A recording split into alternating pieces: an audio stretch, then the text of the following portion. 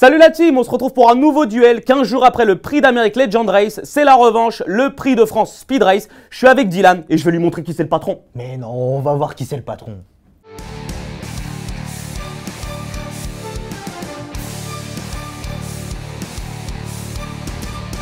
La gagnante, on a tout vu dans le prix d'Amérique Legend Race, c'est bien sûr Ampiam DSM. Elle adore le parcours du jour, elle a tiré un excellent numéro derrière Autostart. C'est la gagnante. Qu'est-ce que tu racontes? Certes, elle a bien fini dans le prix d'Amérique, mais elle avait rien fait du parcours, la jument. Là, elle va se retrouver tout de suite à la pointe du combat. À son intérieur, il y a Vivid Waisas, il y a Hooker Berry.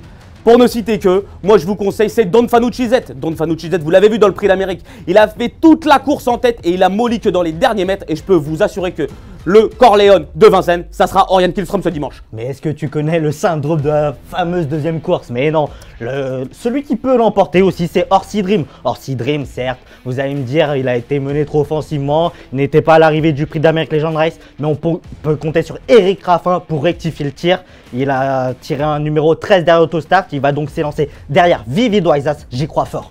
Mais il va faire que subir, il va se faire enfermer, c'est tout ce qui va lui arriver. Non, moi je vous conseille, c'est Hooker Berry. Vous avez vu comment il a remporté le prix d'Amérique. C'est simple, Jean-Mi a mis ligne droite, il avait déjà gagné la course.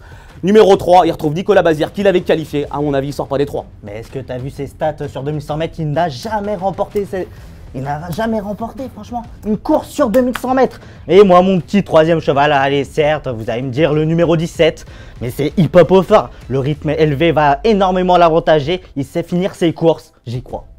Moi, j'y crois pas. Personnellement, avec le 17, ça semble très compliqué avant le coup. Même Christian Bijon, on l'entend en interview, même lui, il aurait souhaité un numéro un peu plus à l'intérieur.